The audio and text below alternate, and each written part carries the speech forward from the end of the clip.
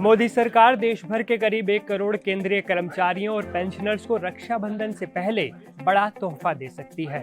जो लोग महंगाई भत्ते यानी डीए में बढ़ोतरी का बेसब्री से इंतजार कर रहे थे, उनका इंतजार अब खत्म होने वाला है, या कहें तो खत्म हो सकता है।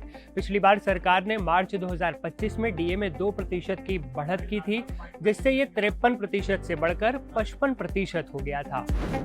अब एक बड़ा सवाल आता है कि कितना बढ़ सकता है डीए।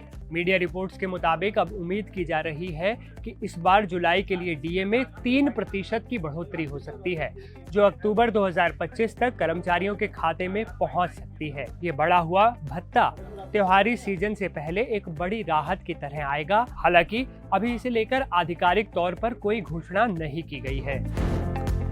अब एक सवाल यहाँ ये भी है कि कैसे तय होता है ये महंगाई भत्ता। डीए का कैलकुलेशन एक खास फॉर्मूले से होता है, जो श्रम मंत्रालय के लेबर ब्यूरो की तरफ से जारी CPI-IW यानी consumer price index for industrial workers के आंकड़ों पर आधारित होता है। सरकार पिछले 12 महीनों के CPI डेटा का औसत निकालती है और उसे 7वें वेतन आयोग के फॉर्मूले में डालती है।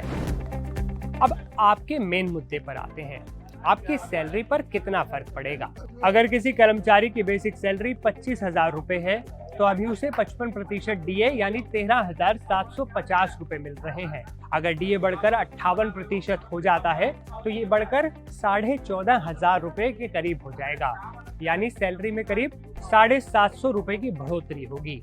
ये भत्ता महंगाई के असर को बैलेंस करने के लिए दिया जाता है और सीधे तौर पर सैलरी पर असर भी डालता है। एक जानकारी आपको और दे देते हैं, महंगाई भत्ते में हो रही ये बढ़ोतरी 7वें वेतन आयोग के तहत आखिरी डीए हाइक मानी जा रही है। दरअसल 7वां वेतन आयोग जनवरी 2016 में लागू हुआ था और इसका कार्यकाल दिसंबर 2025 में खत्म हो जाएगा। उसके बाद 8वें वेतन आयोग की सिफारिशें लागू होंगी। हर बार जब नया वेतन आयोग लागू होता है, तब डीए को फिर से रीसेट कर 0 से शुरू किया जाता है, क्योंकि महंगाई की बेसलाइन बदल जाती है। अब आप कहेंगे कि 8वें वेतन आयोग को लेकर उत्सुकता जगाई है, तो इसका अपडेट क्या है? तो हम आपको बता दें कि अभी तक सरकार ने 8वें वेतन आयोग के लिए कोई चेयरमैन या मेंबर नियुक्त नहीं किया है और ना ही इसकी आधिकारिक टर्म्स ऑफ रेफरेंस जारी की गई है।